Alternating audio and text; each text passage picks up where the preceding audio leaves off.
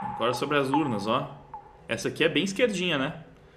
Hoje em dia ela é uma das pessoas de esquerda da Jovem Pan, né? É uma das jornalistas que tá lá para trazer o contraponto da visão esquerdista na Jovem Pan. Ela passou na matéria aqui. Urnas Eletrônicas dos Estados Unidos anunciou que mudou de opinião sobre a segurança eleitoral. Agora, a empresa pede que o governo torne obrigatório que todas as máquinas emitam comprovante de voto em papel. Amanda Veja Klein, na reportagem de Luciana Camargo. A Election Systems and Software disse que não venderá mais equipamentos que não emitam o voto em papel. Até então, a empresa era defensora Quem aí olhou o celular agora para ver se recebeu mensagem?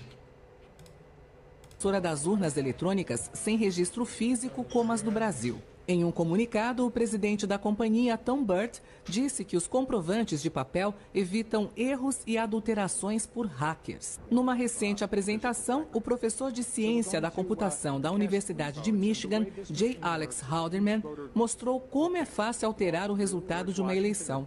Numa urna eletrônica que não emite separadamente cada voto em papel, 3 voluntários votaram em um único candidato. Mas na hora de imprimir o relatório final com o resultado, o opositor ganhou por 2 votos a 1. Isso aconteceu porque antes da votação, o cartão de memória da máquina havia sido infectado com um software de roubo de votos.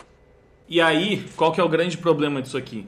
Mas vocês veem, né? Hoje, certamente, ela é uma dessas que defende que a urna é totalmente segura e tal, porque ela tá ali para fazer esse papel, né? Mas ela já passou matéria mostrando que a urna eletrônica, puramente eletrônica, não é confiável, porque você consegue programar e pronto, vai sair ali no boletim de urna.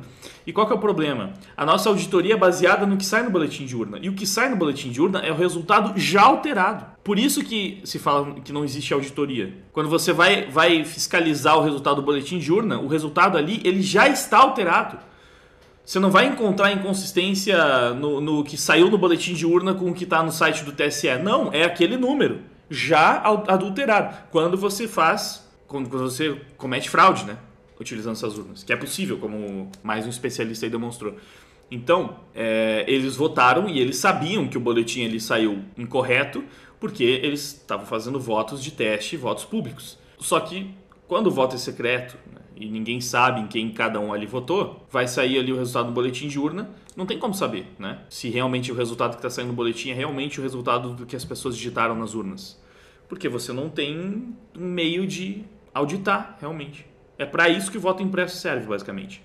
É porque se você visualiza o voto impresso, que você não pega, não leva ele para casa, não é um comprovante, você não interage com ele. Ele vai cair numa urna lacrada. Mas se você olha o papelzinho ali, no papelzinho está escrito que você votou 13 ou que você votou 22, você está vendo que fisicamente o seu voto está sendo computado para a pessoa que você realmente colocou na urna.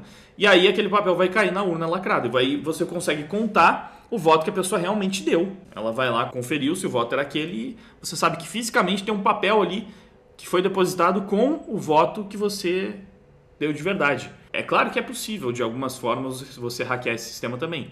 Mas certamente vai ser mais complicado. Um pouco mais transparente, né? Pelo menos permite uma auditagem, uma recontagem. Vai ser um pouco mais difícil você alinhar também. Caso você queira fazer uma trapaça, né? Caso você queira fraudar, você vai ter que dar um jeito de fazer com que a fraude eletrônica bata com a fraude física, no caso que seriam os votos de papel. Você vai ter que sumir com os números exatos de votos em papel que foram para um candidato e colocar no lugar os outros, sabe, tipo...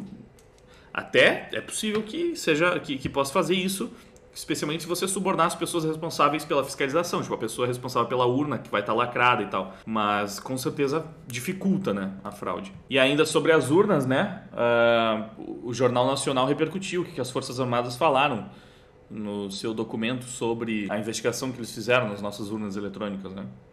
Nem a Globo aliviou sobre o relatório. Estranho, o Molusco atrasou o boleto, vamos ver. O Ministério da Defesa entregou hoje ao Tribunal Superior Eleitoral o relatório que fez do sistema eletrônico de votação. No documento, o Ministério informa que não investigou crimes eleitorais e pede ao TSE que analise 2 pontos. O primeiro é que, segundo o relatório, o acesso à rede durante a compilação do código-fonte e consequente geração dos programas, os códigos binários, pode configurar risco à segurança do processo.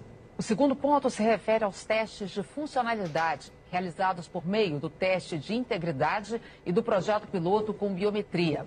Segundo o documento, não é possível afirmar que o sistema eletrônico de votação está isento da influência de um eventual código malicioso que possa alterar o seu funcionamento. O Ministério pediu que a Corte atenda à sugestão dos técnicos militares de realizar uma investigação técnica para melhor conhecimento da compilação do código-fonte e de seus possíveis efeitos, e de promover a análise minuciosa dos códigos que efetivamente foram executados nas urnas eletrônicas. Esses dois pontos contrariam frontalmente as conclusões das demais entidades fiscalizadoras, como o Tribunal de Contas da União e a Ordem dos Advogados do Brasil, que atestaram que o processo eleitoral é seguro e imune a qualquer...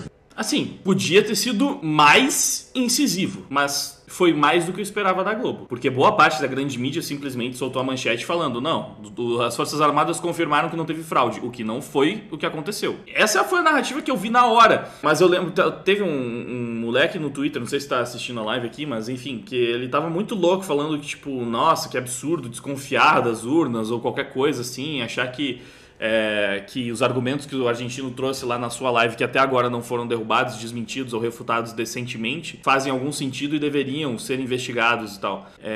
E aí, ele tava tipo... Cara, e aí, viu que saiu lá nos relatórios das Forças Armadas que não teve fraude? Cara, não é isso, não foi isso que aconteceu lá. Eles falaram que eles não tiveram espaço para investigar corretamente e que ainda assim eles perceberam que existem vulnerabilidades no sistema. Pra mim isso é muito mais relevante do que falar no que a gente conseguiu investigar não teve problema. Tá, mas e onde não conseguiu, que é onde mais importa, né? A parte mais importante. A parte de conferir o boletim de urna ou o código-fonte que foi passado pelo TSE, que eles nem têm como saber se é realmente o mesmo código-fonte que roda nas máquinas, essa é a parte menos preocupante, menos suspeita. As Forças Armadas só puderam investigar a parte que é a menos ligada à fraude, à possibilidade de fraude ou a preocupações de transparência.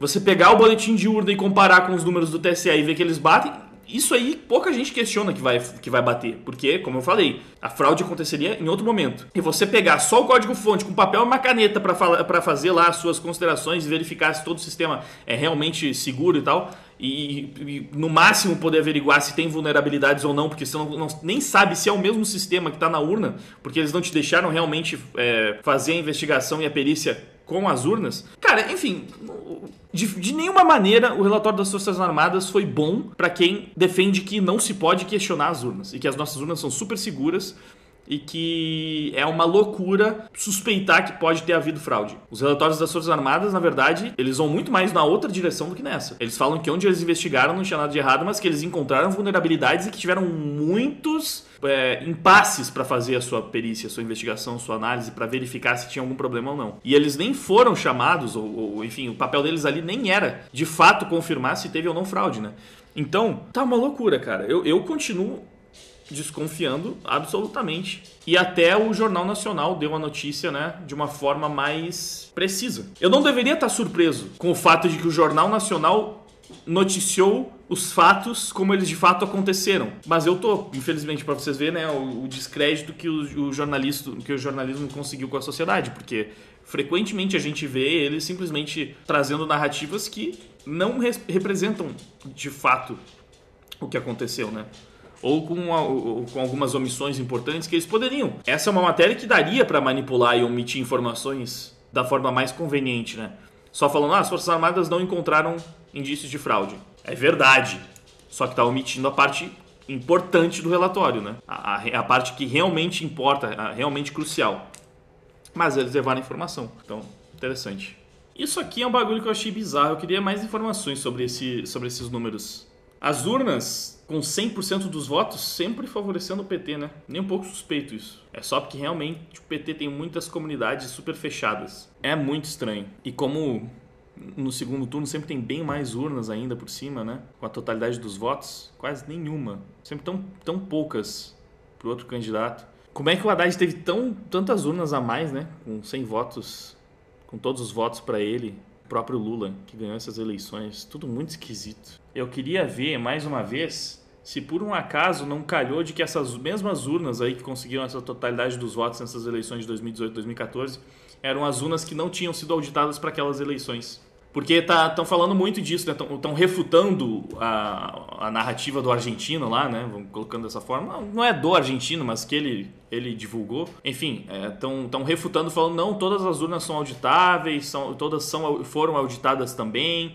Todas elas passaram por processo de auditoria, foram utilizadas em várias eleições, mas o ponto é exatamente esse. Se o sistema de auditoria é exatamente o mesmo em todas essas urnas, e melhor, mais importante do que isso, elas foram auditadas para essas eleições? Não. O ponto é esse. Elas foram auditadas há 10 anos atrás. E aí, com certeza, nada de estranho pode ter acontecido no meio desse processo. Porque hackers não conseguem burlar sistemas, né? Esse não é o trabalho deles, burlar um sistema. E não é meio óbvio que uma urna que foi auditada há uma década seria mais vulnerável ou menos confiável do que uma que foi auditada há poucos meses para a eleição? Então, essa é uma das questões interessantes e como o comportamento muda a depender do modelo da urna. Eu vi umas pessoas falando que não, que o que muda é a demografia, mas o documento, né, o estudo do argentino, ele já separava, né, a demografia na hora de fazer a análise. Não estava comparando, por exemplo, capitais com cidades do interior. Não, estava comparando o comportamento das urnas da mesma cidade. E o comportamento do eleitor mudava, o perfil do eleitor mudava por causa da geração da urna. Isso é bizarro. E sempre seguindo o mesmo padrão. Uma anomalia estatística. Isso seria uma anomalia estatística. Até agora não vi uma boa explicação para isso. E eu queria ver se esse mesmo comportamento aconteceu em 2018, 2014. O pessoal fala, tipo, só teve fraude agora, não sei o quê, só agora que isso é estranho. Não, sempre foi. As pessoas acharam isso estranho em 2018 e em 2014 também. Mas não é porque terminou em pizza em todas as vezes que precisa sempre terminar em pizza, né? Ou porque, então não vamos investigar nunca.